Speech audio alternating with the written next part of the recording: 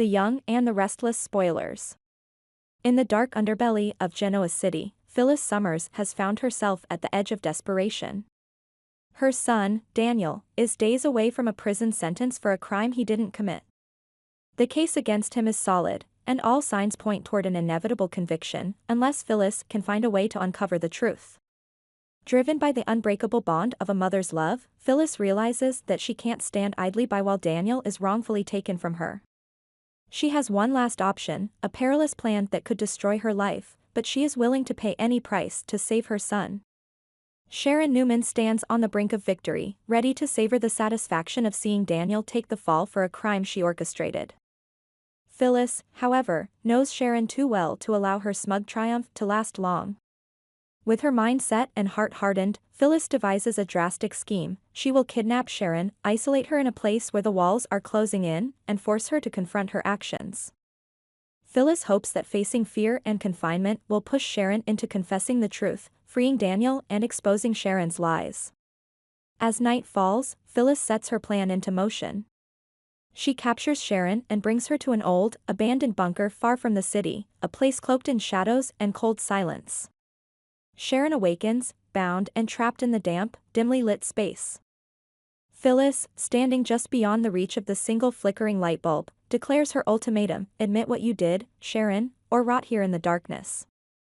Phyllis knows of Sharon's deep-seated fear of darkness, a weakness she believes will ultimately break her. But Sharon, cornered and defiant, refuses to confess.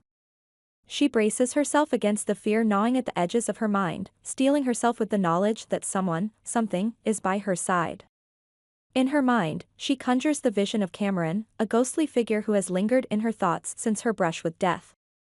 To Sharon, Cameron has become a twisted source of comfort, his voice her lifeline in this pit of despair. Though she knows he's only a figment of her imagination, his presence bolsters her resolve. Days pass, and Phyllis grows frustrated. Sharon remains silent, stubbornly withholding the confession that could set Daniel free. Phyllis begins to wonder if she's underestimated Sharon's resilience. As the shadows deepen around her, Sharon murmurs to herself, communicating with her imaginary Cameron, who assures her that she can withstand anything Phyllis throws at her. Despite being tied up, alone, and surrounded by darkness, Sharon's resolve remains unbroken, fueled by the delusion that Cameron will somehow save her from this prison. Phyllis, meanwhile, is acutely aware of the dangers of her actions. She knows that if this kidnapping comes to light, she could face severe legal consequences.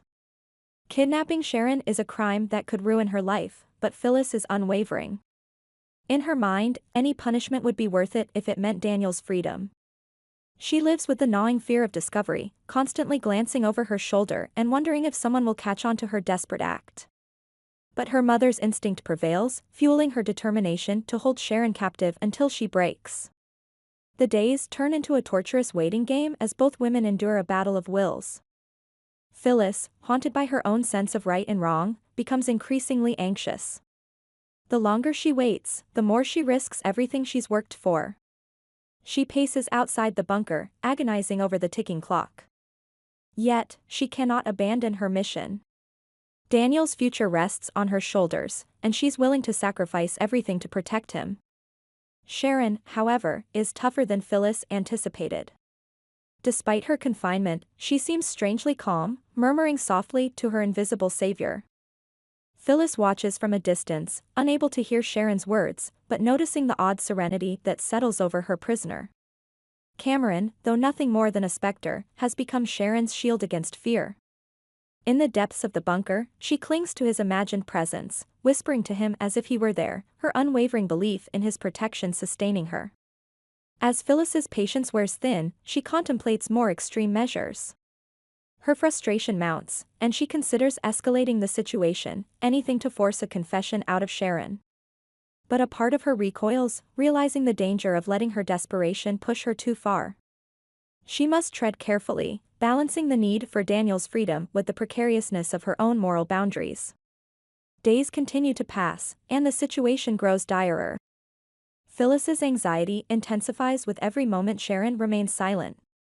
She begins to fear that Sharon may never break, that her plan may fail, leaving Daniel's fate unchanged and her own life in jeopardy. But then, in a moment of bitter clarity,